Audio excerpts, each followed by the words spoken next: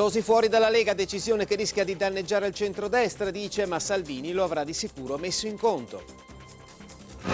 La frattura era nell'aria, nonostante nelle ultime ore si era parlato di una lettera di Tosi a Salvini con delle condizioni specifiche per ricucire lo strappo, ma l'allontanamento del segretario della Lega è ormai deciso. Quali a questo punto le reazioni in Consiglio regionale? Colleghiamoci in diretta con Palazzo Ferrofini, dove per noi c'è Angelo Pangrazio.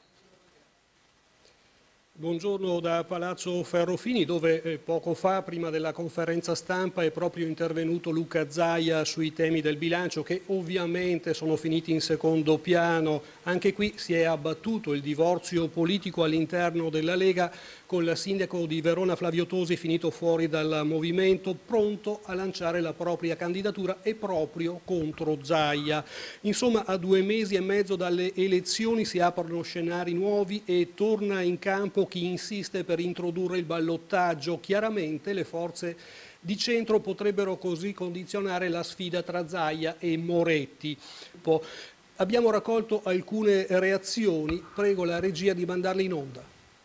La Lega non è più un partito, ma sono 2 soggetti politici distinti. Bisogna anche dire che quello che sta accadendo nella Lega per alcuni versi rischia di accadere in Forza Italia, dove alcuni che si ritengono più ortodossi tentano di eliminare coloro che hanno invece libertà di pensiero.